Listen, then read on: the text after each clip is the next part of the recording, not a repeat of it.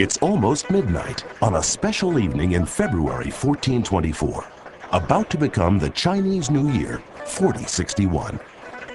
In the capital city of Beijing, a girl named Lin has been celebrating her family's most important holiday. Dear Journal, Happy New Year! Let me tell you what's been happening. First, we had a huge feast with so many of my favorite things to eat. Then we gave offerings to our ancestors, plums for long life, peonies for good fortune, and lotus blossoms for abundance. This is how we thank the ancestors for their wisdom and guidance and pray for good fortune in the year ahead.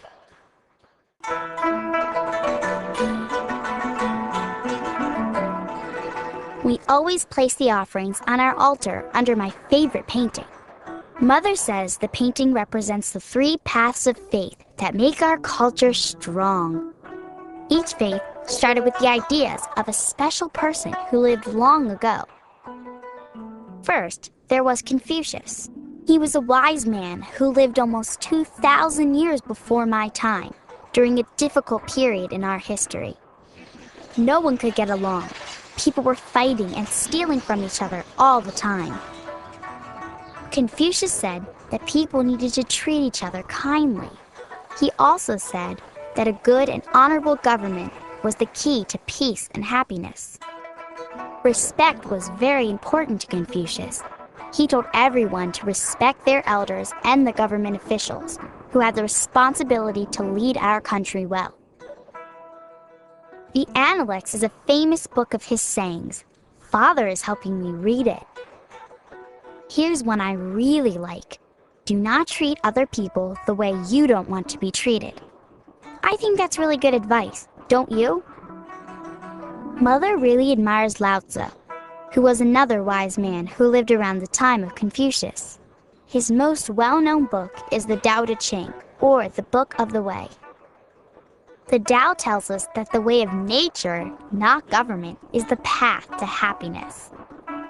Lao Tzu says that by watching nature, we can see how the different elements of the world work together in harmony. Mother says it's sort of like how the yin and yang symbol shows us balance. Yin means dark, and yang means light.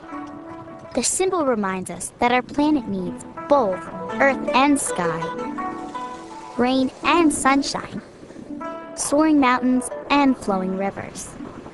Mother says this balance of opposites makes our world whole. She is always quoting from the Tao. One of her favorite sayings is, "A journey of 1,000 miles begins with just a single step." Usually she says that when she's trying to get my brothers to clean their room. Our third great thinker was Siddhartha Gautama, also known as the Buddha, or Enlightened One. He lived in the country of India, but traders brought his teachings to China on the Silk Road. The Buddha taught that all unhappiness was caused by desire or wanting things. He said that if we could live a good, simple life and think calmly, we could achieve extreme happiness, which he called nirvana. He is often shown sitting peacefully on a lotus pad, like this. That's why I like having lotus blossoms in our house. They remind me to think peacefully. Of course, sometimes that's a little bit difficult around here. My brothers are obsessed with Kung Fu. Mother says someday she thinks she's living in the middle of a Shaolin monastery.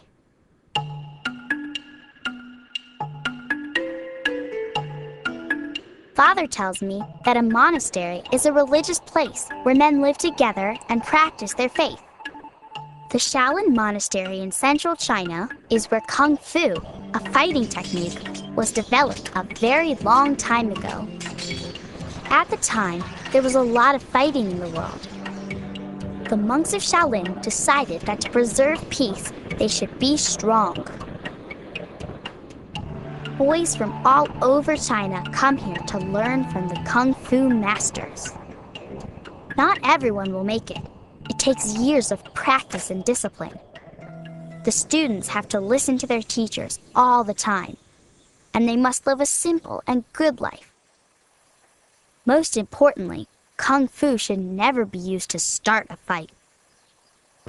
It's only for being strong to help stop people from doing bad things. Father says the monks practice all the time. They have trained to do amazing things. I think it's really neat that we Chinese have developed such a peaceful yet powerful way to be strong. Mother says we've invented something else that's really strong, and it's beautiful.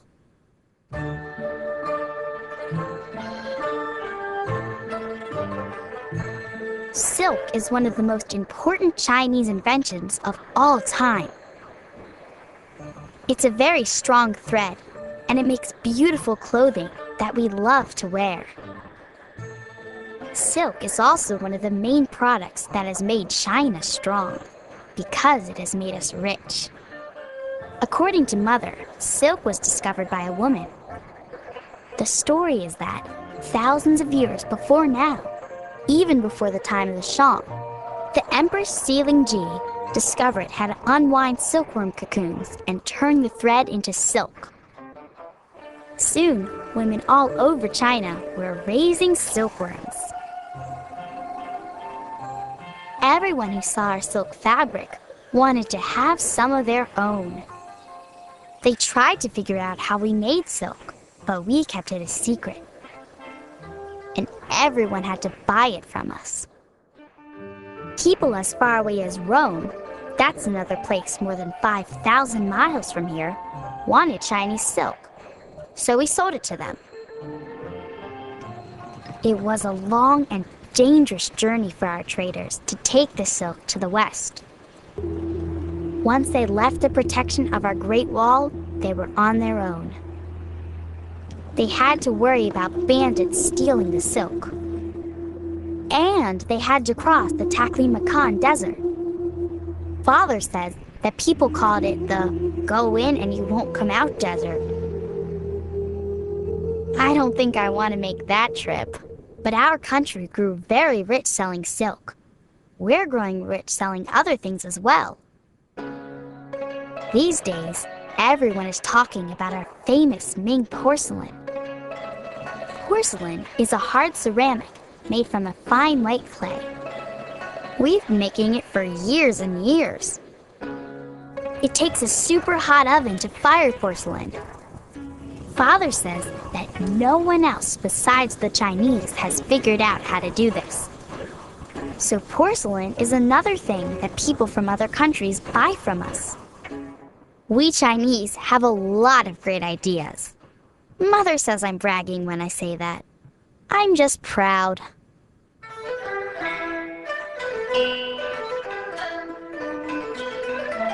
Paper is another nifty Chinese invention. In the old days, people made it really thick and used it for blankets, clothes, and even shoes. I bet you wouldn't want to wear any of those things in a rainstorm. Today we wear silk and make paper just for writing. Here's how we make it. First, we chop down a bunch of bamboo, dry it, and cut it into chips. Then, we steam the chips until they are soft and grind them again and again until we have a smooth pulp. Next, we use fine screens to lift a layer of pulp out of the water. When the pulp layer dries, it's paper, just like that. It's a lot easier to work with than the oracle bones and bamboo rolls that we used to use. And that's not all. We invented woodblock prints, a fast and easy way to make a lot of copies of one thing. Before woodblocks, people would have to copy everything over by hand. My fingers hurt just thinking about it. Now we can print books much more quickly and easily. It's a great way to share information and ideas. And we have so many good ideas to share.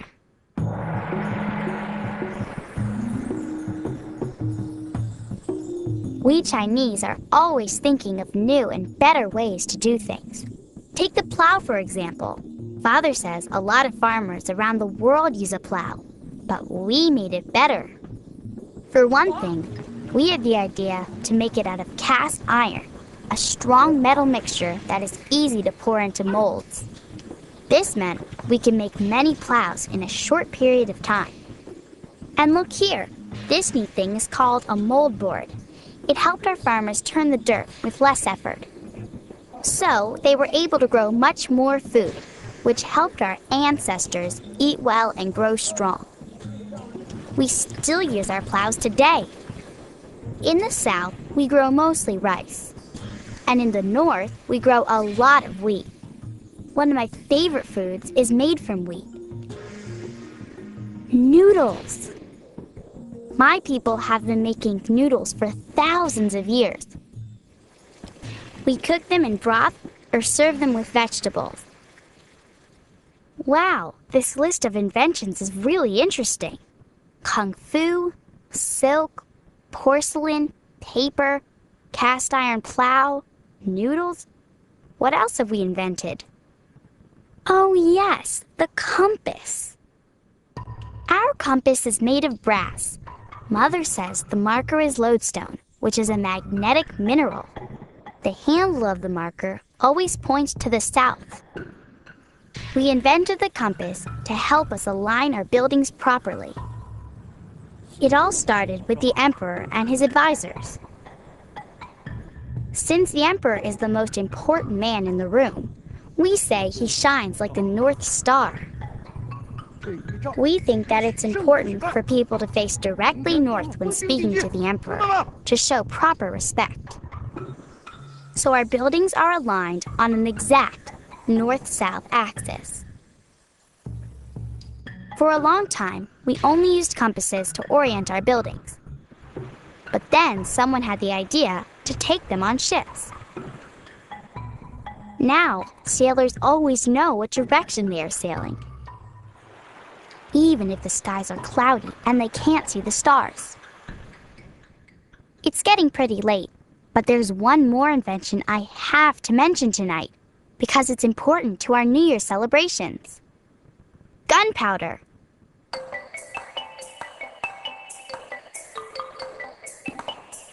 Believe it or not, gunpowder was invented by accident. Father says alchemists were actually looking for a way to turn things into gold. Mother says doctors were looking for a potion for long life. I think they're both right. Our people experimented for hundreds of years until one day when someone mixed together sulfur, saltpeter, and charcoal. The mixture created bright sparks, the very first fireworks. This is my most favorite invention. Father says that gunpowder has also changed the way we fight our wars. I think it's kind of odd that something as beautiful as fireworks is also used for fighting. My brothers don't think about things like that too much. They just want to make a lot of noise.